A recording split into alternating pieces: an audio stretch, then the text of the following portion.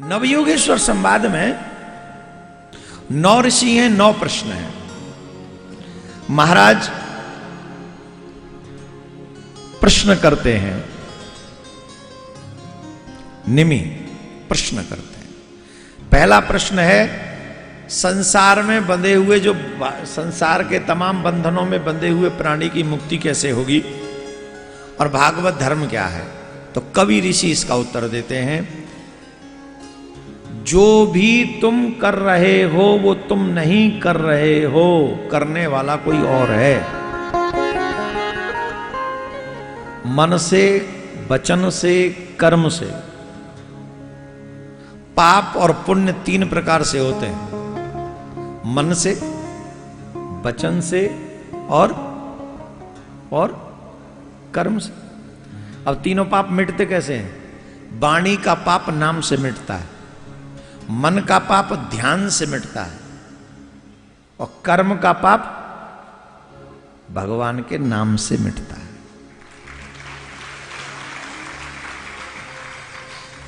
अब कई लोग तो ये सोच रहे होंगे कि पाप कर लें फिर नाम जप लेंगे। पापी जप ही नहीं सके, कैसे जप ले? पापी के मुंह से नाम निकलेगा ही नहीं। जितना बड़ा पापी होगा उतना ही वो भगवान के नाम से भागेगा। अब नोट, आपके घरों में नहीं है कंडीशन, बोलो। आपके घर में एक जमदूत ऐसा जरूर होगा, वो सब करेगा पर भजन नहीं करेगा, भगवान के आगे नहीं बैठेगा, बैठ ही नहीं सकता वो। हाँ या ना बोलो, है कि नहीं? और ऐसा नहीं, वो हर एक घर में मिलेगा आपको। आप पापी हो, आप पुण्यात्मा हो, इस बात का पता इसी बात से लगा सकते हो। अगर तुम्हारा मन भजन करने का करता है, कथा सुनने का करता है, तीर्थ करने का करता है, तो तुम पुण्यात्मा हो। और इन सब चीजों से दूर रहने का करता है तो तुम पापात्मा हो। नोट कमाना कोई धर्मात्मा, कोई चिन्ह, नोट तो कोई भी कमा, सब कमा रहे हैं। तो ये बहुत जरूरी है, इन सब चीजों को समझना चाहिए। तो कितना बड़ा ज्ञान है। मन से किया हुआ पाप ध्यान से मिटेगा, वचन से किया हुआ पाप भगवान के भजन से मिटेगा, नाम से जपने से मिटेगा, और जो कर्म से किया हुआ पाप है वो तीर्थ जाने से मिटेगा। कैसे मिटेगा? जैसे शरीर से आपने चेंटी मार दी, छोटा सा उदाहरण, चेंटी मार दी, अब शरीर से, पैर से ही मरी ना। अब यही पैर ने पाप किया तो यही पैर तीर्थ जाए, परिक्रमा करे, वृंदावनी परिक्रमा करे, गोवर्धनी परिक्रमा करे, तेरी परिक्रमा करे, मेरी परिक्रमा करे, तो पाप कट जाएगा। जानबूझ के किए वो पाप न करे, उल्टा सीधा बोलते हैं वो पाप होता है, वो भगवान के नाम से जपता है, मिट जाता है। तो ये अहम का त्याग कर दे और भगवान के आश्रित हो, भगवान ही सब कुछ है, यही भागवत धर्म है। दूसरा प्रश्न, भक्त का स्वरूप क्या है? हरि ऋषि बताते हैं, भक्त का स्वरूप है सबको समान दृष्टि से देखता है, किसी में भी मैं मेरा नहीं करता, तू तेरा नहीं करता। घरों में मैं मेरा तू तेरा का बड़ा चाव है।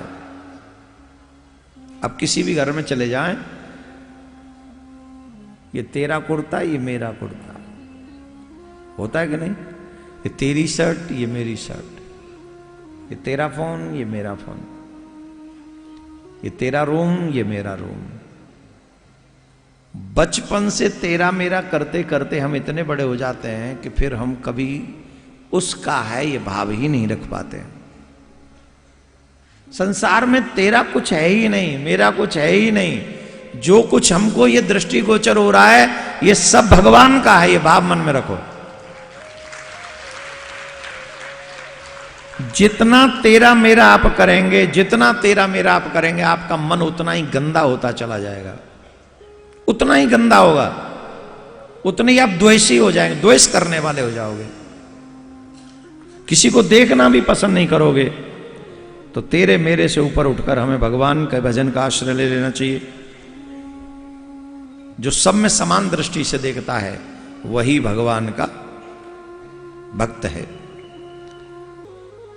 माया का स्वरूप क्या है? अंतरिक्ष ऋषि बताते हैं, या माने जो मां माने नहीं।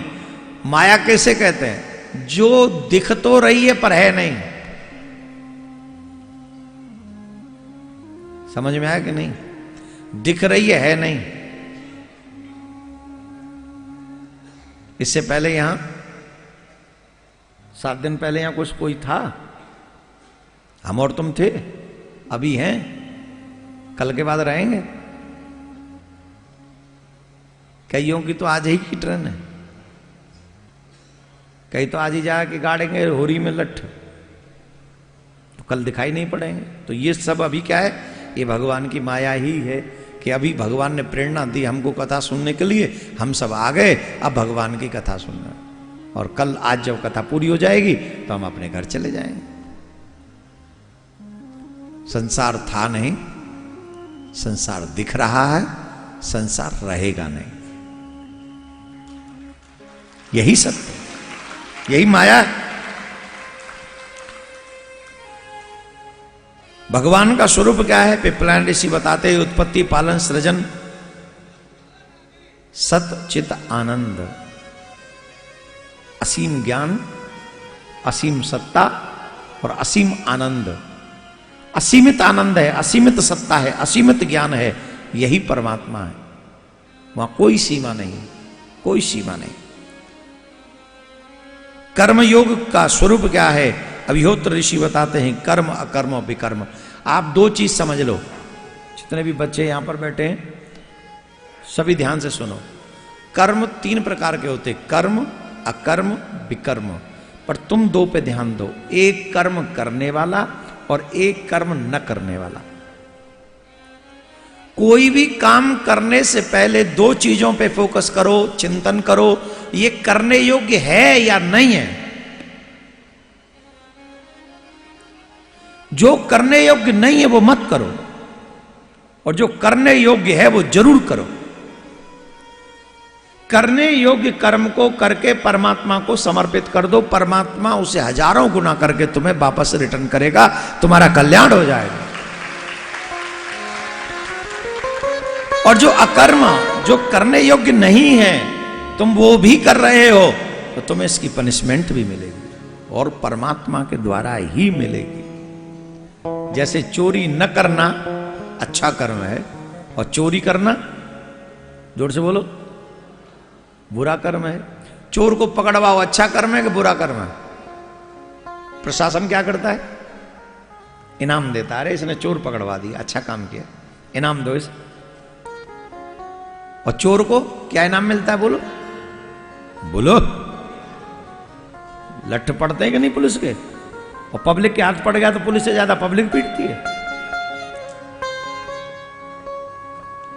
सजा तो परमात्मा भी देता है। अगर परमात्मा से पहले यमराज के चक्कर में पड़ गए ना तो बहुत धुनाई करता है। क्यों? चोरी की सजा है यहां। तो हम क्या चोरी करते हैं? बोले चोरी यही है, झूठ बोलना, मांस खाना, मद्यपान करना, जो न करने वाले कर्म है उनको करना, यही चोरी है। और दुनिया से तुम्हारी चोरी बच सकती है, परमात्मा से नहीं बचेगी। इसलिए सोच समझ के कर्म करना चाहिए। ये कर्म करें और ये कर्म न करें।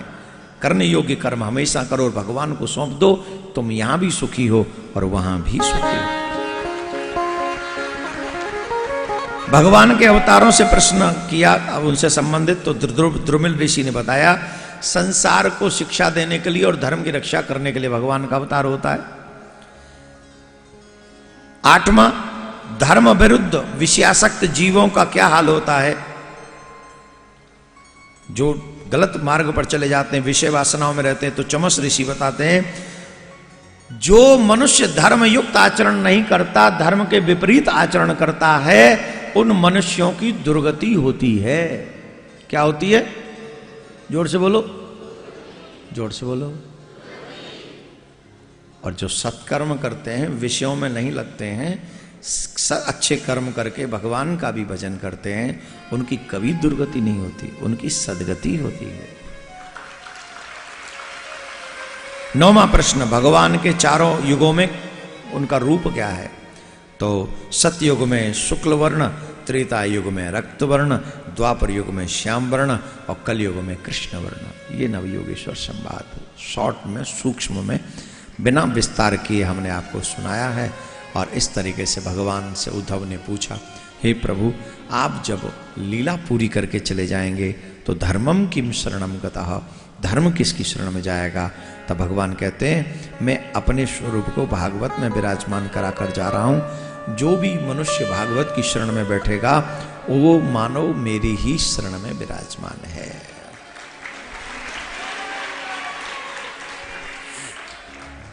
भगवान ने उद्धव को द्वारका भेजा और स्वयं भगवान स्वधाम के लिए प्रस्थान करने से पहले अपने स्वरूप को भागवत में विराजमान करा कर गए। बोले कृष्णचंद्र भगवान की जय।